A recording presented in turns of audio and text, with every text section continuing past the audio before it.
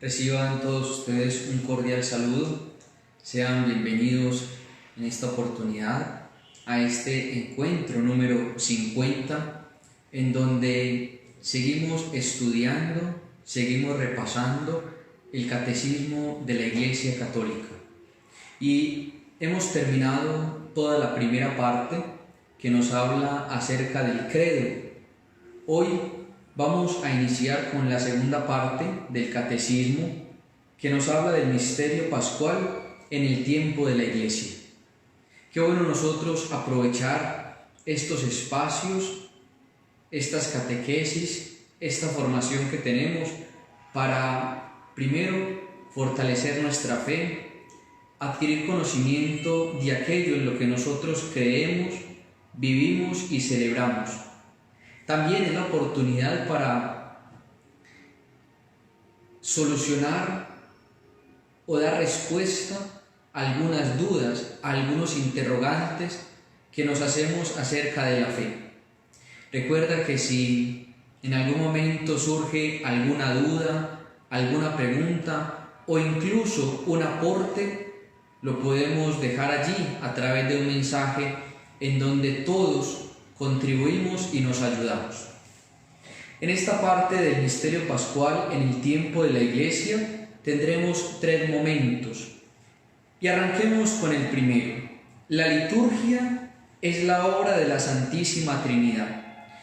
Cuando hablamos nosotros de la liturgia, hablamos de todas las celebraciones que hacemos y en donde el centro es Cristo, pero la realización de la celebración es obra de la Santísima Trinidad. Por eso, en toda celebración siempre vamos a tener la posibilidad de invocar al Padre, al Hijo y al Espíritu Santo. Tengamos presente que bendecir es una acción divina, bendecir es una acción de Dios, que da la vida y cuya fuente es el Padre. El Padre es quien bendice.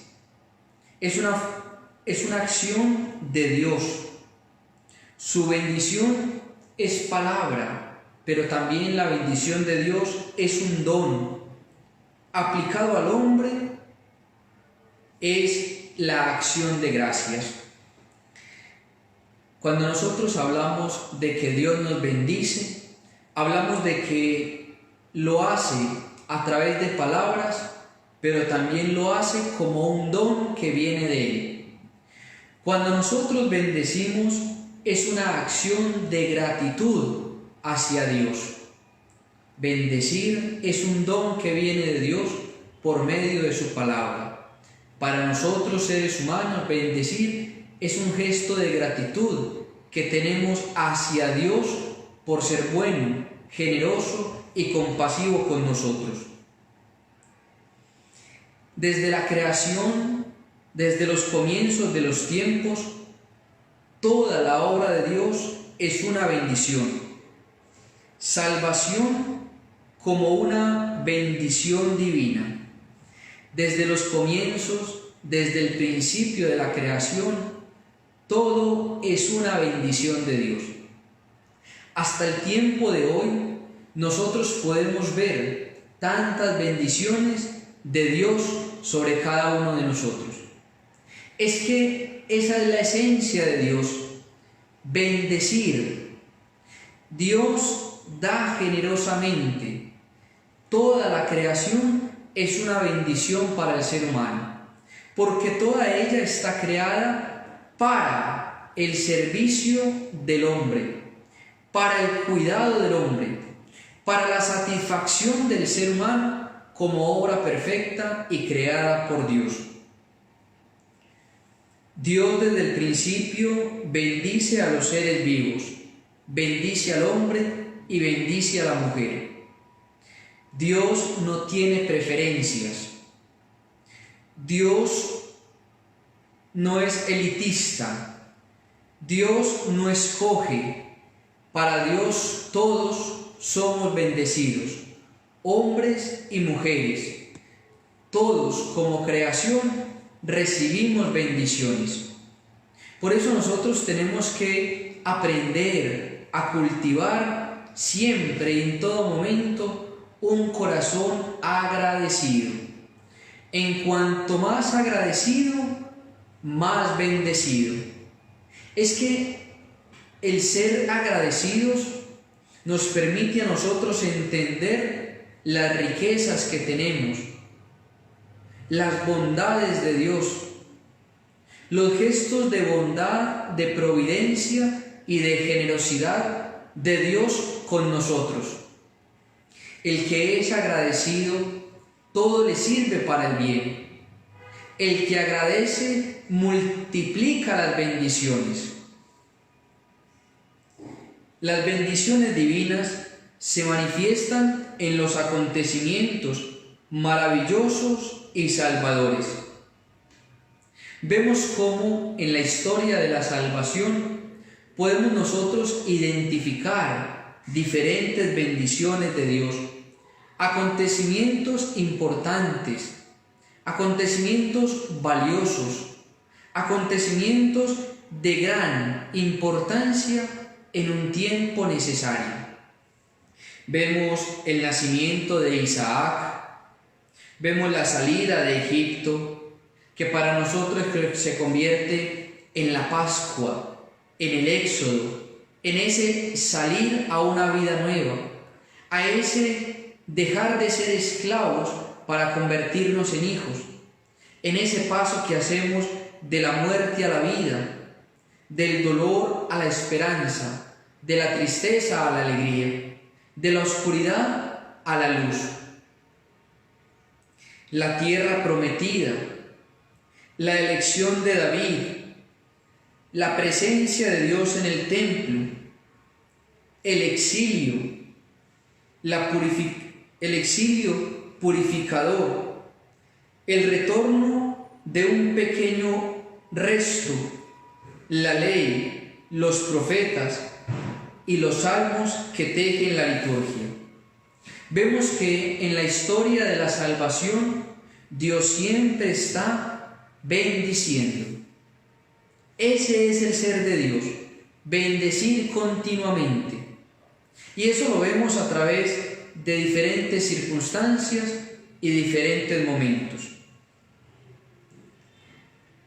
Vamos ahora a ver esa obra de la Trinidad dentro de la liturgia de la Iglesia. Es que el Padre, reconocido y adorado como la fuente y el fin de todas las bendiciones de la creación y de la salvación. El Padre es quien bendice. El Padre es la fuente y el fin de toda bendición. La liturgia cristiana, en respecto al Padre, tiene dos dimensiones. La liturgia cristiana, con respecto al Padre, tiene dos dimensiones. Primera, la Iglesia unida a su Señor bajo la acción del Espíritu Santo. La Iglesia unida a su Señor bajo la acción del Espíritu Santo. Entonces la Iglesia bendice, alaba, adora, da gracias. Y en un segundo momento, la Iglesia no deja de presentar ofrendas de sus propios dones e implorar la presencia del Espíritu Santo sobre las ofrendas y sobre los fieles. La Iglesia siempre está ofreciendo sacrificios. La Iglesia siempre está ofreciendo dones. La Iglesia siempre y en todo momento está realizando el sacrificio de la nueva alianza. En este tiempo en donde la comunidad entera no puede asistir al banquete de la Eucaristía, aunque las personas y los feligreses no puedan llenar nuestros templos, la Iglesia no se ha detenido en cuanto ofrece día tras día el misterio pascual. Cristo muere pero Cristo resucita para regalarnos la vida eterna. La Iglesia todavía hoy sigue haciendo ese encargo que Jesucristo le ha encomendado. Haced esto en conmemoración mía. La Iglesia hoy hace más que nunca el sacrificio por la comunidad, por la Iglesia, por sus fieles, por sus pastores, para que ese único sacrificio agradable al Padre nos permita a nosotros un día encontrarnos con Él. La Iglesia no se ha detenido. La Iglesia está avanzando, trabajando, sirviendo y entregándose.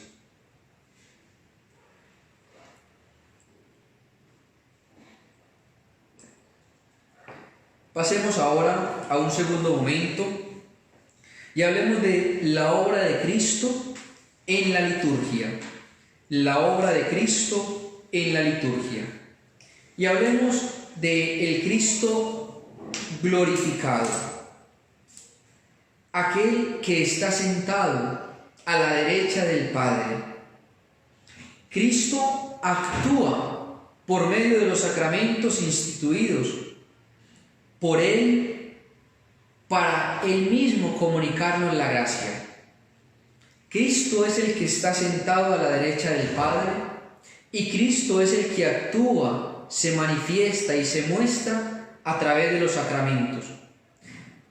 Sacramentos que Él mismo instituyó. Sacramentos que se convierten en pasos para configurarnos cada vez más con Cristo. Es que gracias a los sacramentos, el mismo Dios, a través de su Hijo, se comunica con nosotros y nos regala su gracia. Los sacramentos son signos sensibles, palabras y acciones accesibles a nuestra humanidad. Eso es lo que es un sacramento. Son signos sensibles, accesibles a nuestra comprensión, a nuestra capacidad humana. Signos sensibles en palabras, en acciones. Palabras y acciones. Eso es lo que se requiere para el sacramento. Palabras y acciones. El mayor sacramento o el único sacramento, el único, es Jesucristo mismo. Él es el gran sacramento. Jesucristo glorificado es el sacramento pleno. Es el sacramento con poder. Jesucristo es nuestro sacramento. Después de la consagración nosotros decimos, este es el sacramento de nuestra fe. Jesucristo es el único sacramento. De Él se desprenden los 7 sacramentos, pero Él es la fuente y el origen.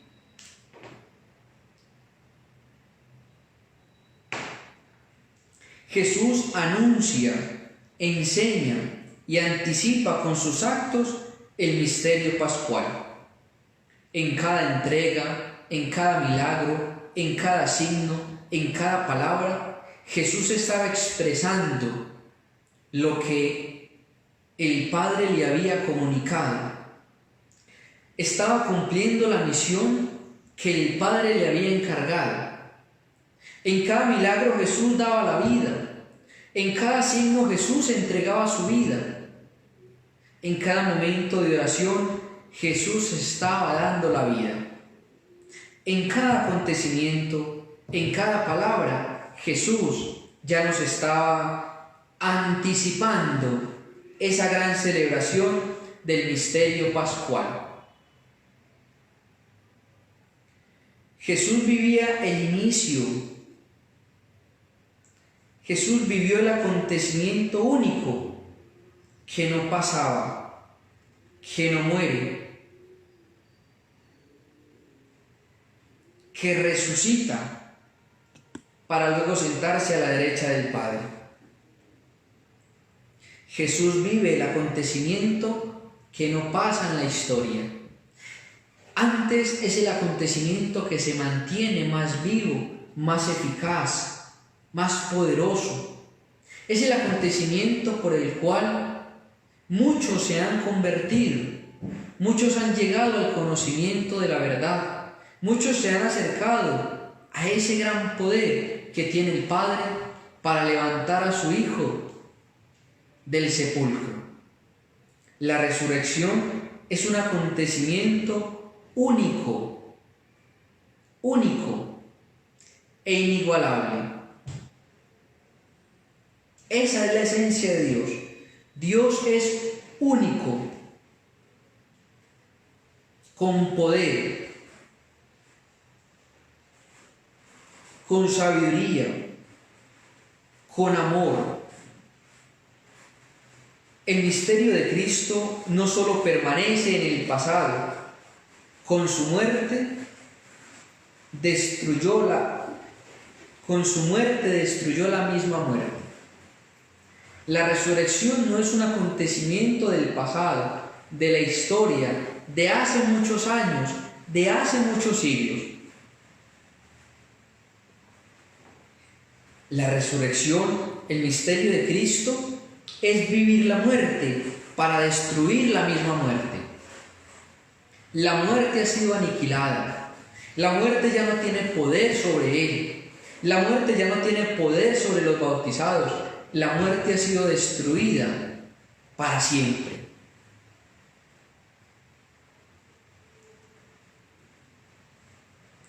La cruz y la resurrección permanecen y atraen a todos hacia la vida. La muerte y la vida están unidas, pero siempre la vida prima, es lo más importante por encima de todo. Vamos a ver este gran misterio pascual, esta obra de Cristo, desde la vida apostólica. Y vamos a recordar cómo la Iglesia es misionera por vocación, por nacimiento, por herencia. La Iglesia es enviada por el Padre. Vayan, anuncien, bauticen. La Iglesia es enviada. El mismo envío hace Jesús a los apóstoles. Y los apóstoles, el Señor los llena de la fuerza que viene del Espíritu Santo. No solamente para anunciar y predicar el Evangelio, sino para realizar ellos mismos la obra de la salvación mediante el sacrificio y mediante los sacramentos.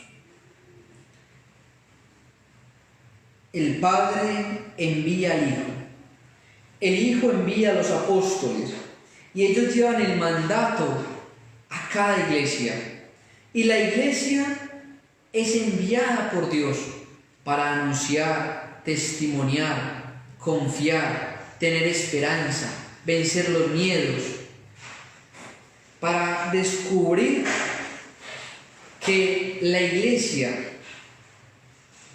confía en que ella va a seguir continuamente realizando los sacrificios, pero también realizando cada uno de los sacramentos. En la liturgia está presente Cristo mismo. En la celebración litúrgica, Cristo está presente. Y es que Cristo siempre ha estado con su iglesia. En cada acto litúrgico, Cristo se está haciendo presente. En el bautismo, en la confirmación, en la Eucaristía, en el matrimonio, en la unción, en la confesión. En cada acontecimiento sacramental, Cristo está allí presente, actuando. En el sacrificio de la misa, no solo el ministro es quien ofrece, sino Él mismo ya se ha ofrecido en la cruz. Jesucristo ya se ha ofrecido. Jesucristo ya se ha sacrificado. Jesucristo ya se ha entregado. Jesucristo hace que la liturgia sea viva, eficaz, tenga sentido, llene, entre a nuestros corazones. Jesucristo en la cruz ya se ofreció. Jesucristo se está ofreciendo en el pan, en el vino. Jesucristo se ofrece en cada persona que es bautizada. Jesucristo se ofrece en cada palabra que es anunciada dentro de la liturgia. La iglesia canta salmos, canta oraciones, canta alabanzas para mostrar la obra de Cristo, para mostrar la obra de la salvación. Cristo está presente en la cruz. Allí se ofreció el sacrificio único, imborrable, lleno de amor, pero también de fidelidad. Cristo se está ofreciendo en cada Eucaristía, en cada confesionario, en cada niño o niña que es bautizado. Cristo se hace presente en cada momento, en cada acto o en cada solemnidad litúrgica.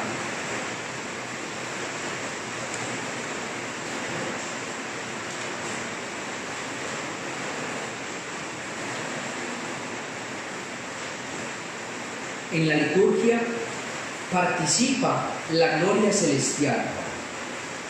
En la liturgia terrena pregustamos y más aún participamos de aquella liturgia celestial. En la tierra pregustamos, disfrutamos, saboreamos lo que será la liturgia en el cielo, en donde todo es perfecto, en donde todo es organizado. Vivir la liturgia en el cielo, añorar vivir la celebración litúrgica en el cielo, en donde cada hombre y cada mujer puede sentirse bendecido, lleno de gracia por Dios. Hacia allá todos caminamos como peregrinos, hacia el cielo caminamos, anhelando alcanzarlo, más aún anhelando quedarnos con Él.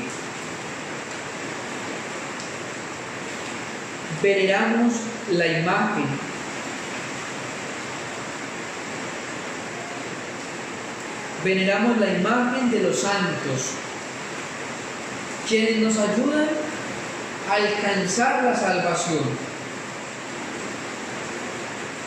Manifestamos su vida y nosotros nos manifestamos a Él.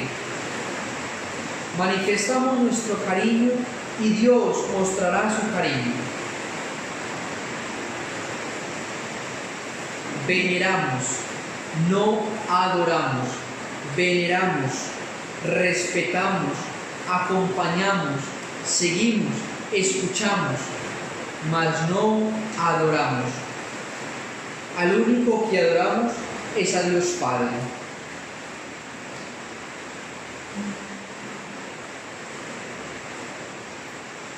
Y pasemos ahora a un tercer momento. En el primer momento hemos hablado de la liturgia como la obra de la Santísima Trinidad.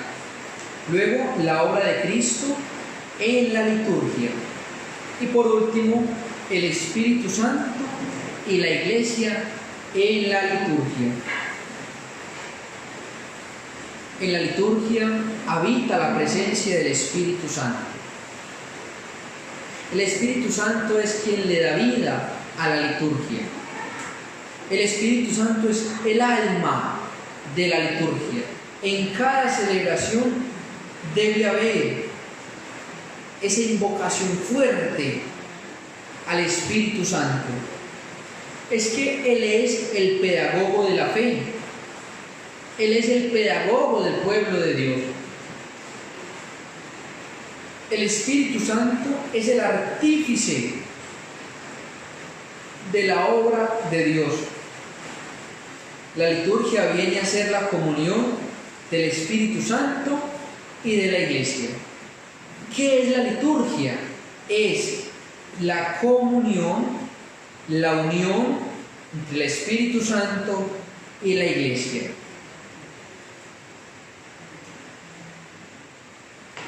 Es el Espíritu Santo el mayor pedagogo, tanto de la Escritura como de la fe, como del propio pueblo de Dios. El Espíritu Santo prepara a la Iglesia al encuentro con el Señor y lo hace recordando y manifestando a Cristo a la fe de la asamblea. Es el Espíritu Santo quien profundiza, nos llena, nos sacia, nos alimenta. El Espíritu Santo es quien permite que la Iglesia enseñe, capacite, forme en esa educación de la fe. Cristo hace presente y adora el misterio de Cristo. Aquel perteneciente a la asamblea debe hacer presente una vida apostólica del misterio de Cristo. Y así es como une a la Iglesia con la misión de Cristo, cuando ella comprende hacer misión, pero también está llamada a hacer comunión.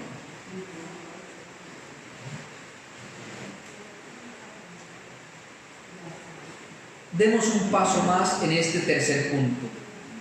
El Espíritu Santo prepara a recibir a Cristo.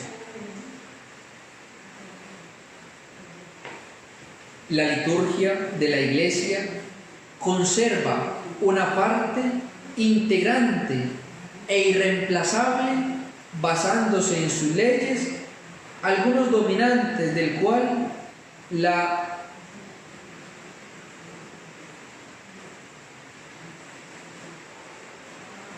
liturgia de la Iglesia conserva una parte íntegra e irreemplazable, haciéndole suyos algunos elementos del culto de la antigua alianza. Y vamos a ver cuáles son esos elementos en donde se muestra a Cristo que la Iglesia todavía conserva. El principal es la lectura del Antiguo Testamento. Segundo, la oración de los salmos. Tercero, el acontecer de un ser despoblado, enfermo en un hospital. Es que miren cómo la Iglesia acompaña a todos los seres humanos en medio de la oración, cuando ellos sufren, cuando ellos están pasando por momentos de dolor. Cómo la Iglesia se convierte en ese hospital que canta salmos para recuperar a sus hijos. Cómo la Iglesia vive, recuerda, pero también hace memoria de los acontecimientos salvíficos, la promesa y la alianza, el éxodo y la Pascua, el reino y el templo, el exilio y el retorno. Momentos significativos, importantísimos dentro de la historia de la salvación. la promesa, la alianza, el éxodo, la Pascua, el reino, el templo, el exilio y el retorno.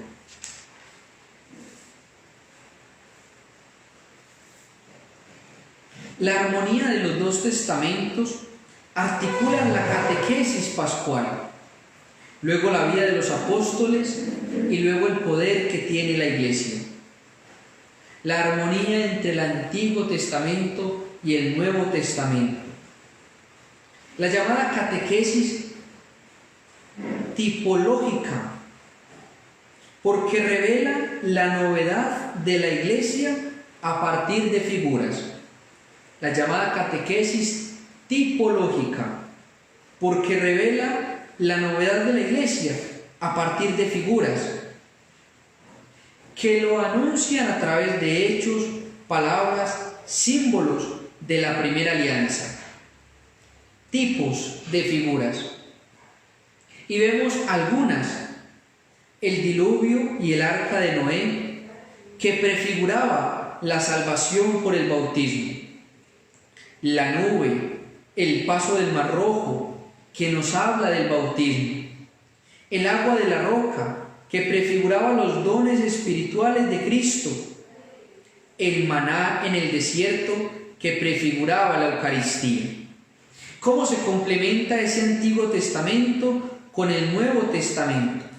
¿Cómo el Nuevo Testamento es la cumbre, el fin, el acontecer nuevo de Dios? Todo ese acontecimiento realizado en el Antiguo Testamento, cumplido en la persona adorable de Jesús. Todo se cumple en Jesucristo. Vamos a ver ahora la liturgia judía y la liturgia cristiana. Tanto para los judíos como para los cristianos, la Sagrada Escritura es esencial en la liturgia. Tanto para judíos como para cristianos, la palabra de Dios es esencial. Desde ella se proclama la palabra de Dios. Se debe tener un respeto por la palabra, adoración, alabanza, intercesión, vivos, muertos. Los cristianos oramos más venerablemente esas palabras en donde acogemos la oración del Padre Nuestro. Los cristianos escuchamos la palabra de Dios. Los cristianos acogemos esa palabra como palabra viva, eficaz, llena de esperanza, llena de ánimo, llena de fortaleza. Pero también hay diferencias entre judíos y cristianos. La Pascua para los cristianos y la Pascua para los judíos. Cristo es la Pascua, mientras que los judíos esperan la consumación definitiva.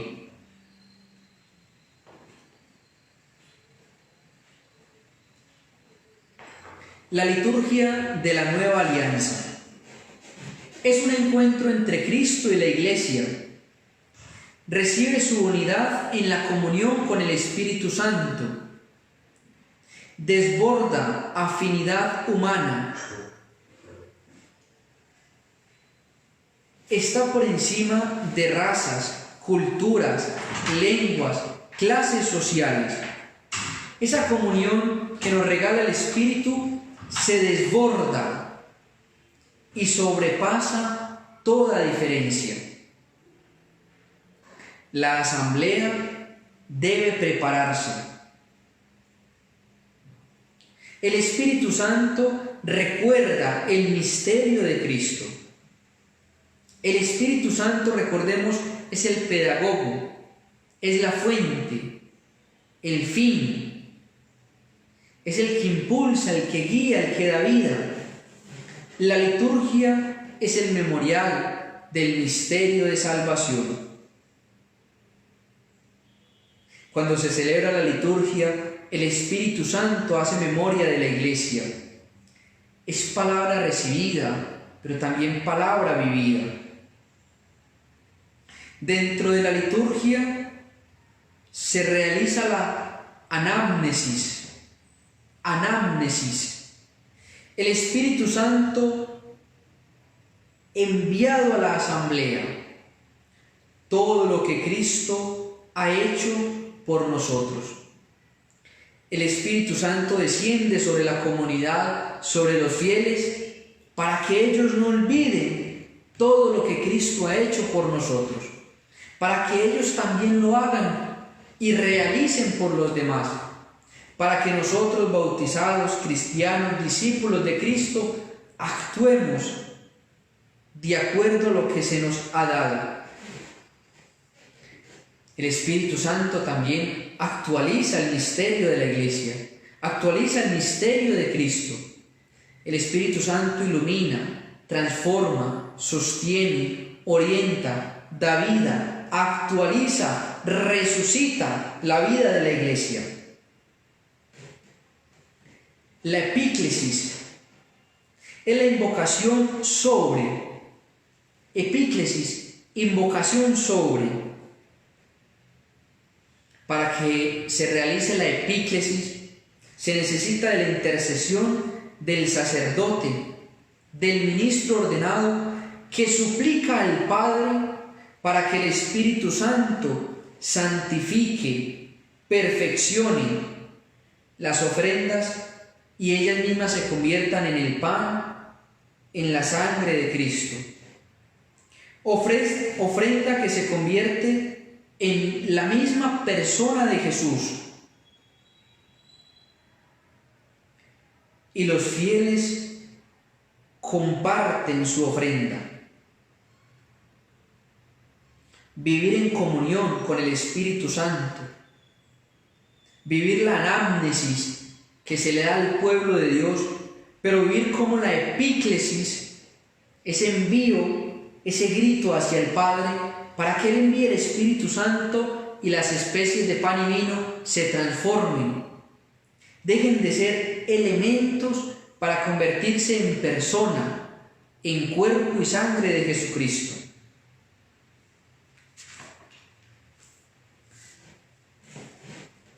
Terminamos esta catequesis pidiéndole al Espíritu Santo que también nos transforme a nosotros, nos ayude y nos anime, nos fortalezca, nos levante. Que el Espíritu Santo siga manteniendo la obra en la Iglesia, nos dé fuerzas y que el Espíritu Santo haga de la Iglesia cada vez más una casa en donde habita Dios y todos sus hijos son invitados a reunirse en nombre de la Santísima Trinidad. Gracias a todos ustedes por acompañarnos en esta nueva catequesis. Seguimos estudiando, repasando, aprendiendo y formándonos. Todo nos ayuda para nuestra salvación, para nuestra santificación, para nuestro crecimiento en la fe. Que a ustedes el Señor los bendiga y la Virgen los acompañe. Tengan presente que en nuestra parroquia hemos comenzado un mes con la Chinca. Luego de cada Eucaristía a las 11 de la mañana realizamos la novena en donde honramos y pedimos a ella nos ayude en este tiempo de emergencia. Que tengan todos un feliz resto de día.